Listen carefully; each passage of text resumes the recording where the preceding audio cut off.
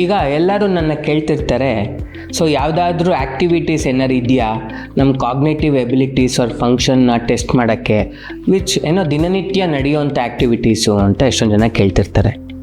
So ಇದರಲ್ಲಿ ನಾನು ಕೂತ್ಕೊಂಡು ಥಿಂಕ್ ಮಾಡ್ತಾಯಿದ್ದೆ, ಅಸೆಸ್ ಮಾಡೋಕ್ಕೆ ಏನಾರು ಇದೆಯಾ ಅಂತ.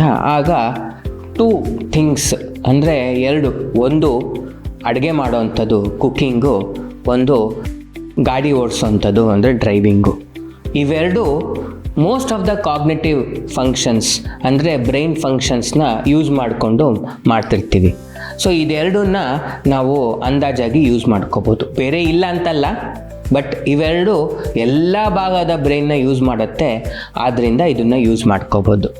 ಇವಾಗ ಕುಕ್ಕಿಂಗ್ ಅಂದ ತಕ್ಷಣ ಉಪ್ಪು ಹಾಕದೆ ಮ್ಯಾಗಿ ಮಾಡೋಕ್ಕೆ ಬರುತ್ತೆ ಅಥವಾ ರೈಸ್ ಇಡ್ತೀನಿ, ಅದಲ್ಲ. ಅಂದರೆ from starting to end complete meal prepare ಮಾಡೋ ಥರ ಇದ್ದರೆ, ಸೊ ಆವಾಗ ಏನು ಪ್ಲ್ಯಾನಿಂಗ್ ಬೇಕಾಗತ್ತೆ, ಲಾಂಗ್ ಟರ್ಮ್ ಮೆಮೊರಿ, ರೆಸಿಪಿ ಬೇಕು, ಅದಕ್ಕೆ ವೆಜಿಟೇಬಲ್ಸ್ ಕಟ್ ಮಾಡಬೇಕು, ಆಮೇಲೆ ಸ್ಟೆಪ್ಸ್ ಗೊತ್ತಿರಬೇಕು, ಉಪ್ಪು ಹಾಕಿದ್ದೀವ, ಖಾರ ಹಾಕಿದ್ದೀವ ಅವೆಲ್ಲ ಗೊತ್ತಿರಬೇಕು, ಆಮೇಲೆ ಯಾವ ಟೈಮ್ಗೆ ಏನು ಇಡಬೇಕು, ಬಿಕಾಸ್ ಮೀಲ್ ಪ್ರಿಪೇರ್ ಮಾಡಬೇಕಲ್ವಾ.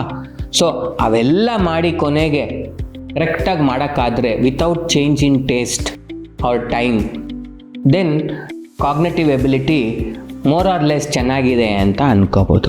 ಹಾಗೆ ಡ್ರೈವಿಂಗು ಕೂಡ ರಾತ್ರಿ ಯಾರು ಟ್ರಾಫಿಕ್ ಇಲ್ಲದೆ ಇದ್ದಾಗ ಒಂದು 10 ಮೀಟರ್ಸ್ ಹೋದೆ, ಅದಲ್ಲ ಡ್ರೈವಿಂಗು. ಅಂತಂದರೆ ಎಂಡ್ ಟು ಎಂಡ್ ಫುಲ್ಲು ಸ್ಟಾರ್ಟಿಂಗಿಂದ ಹಿಡಿದು ಪಾರ್ಕಿಂಗ್ ತನಕನೂ ಕರೆಕ್ಟಾಗಿ ಡೈರೆಕ್ಷನ್ಸ್ ಇರ್ಬೋದು, ಪೆಟ್ರೋಲ್ ಹಾಕ್ಸೋದಿರ್ಬೋದು, ಅವೆಲ್ಲ ಕರೆಕ್ಟಾಗಿ ಮಾಡಿಕೊಂಡು ಬಂದಿದೆ ಅಂತಂದರೆ more or less cognitive functions ಎಲ್ಲ ಇಂಟ್ಯಾಕ್ಟ್ ಅಂತ ಒಂದು ಅನ್ಕೋಬೋದು.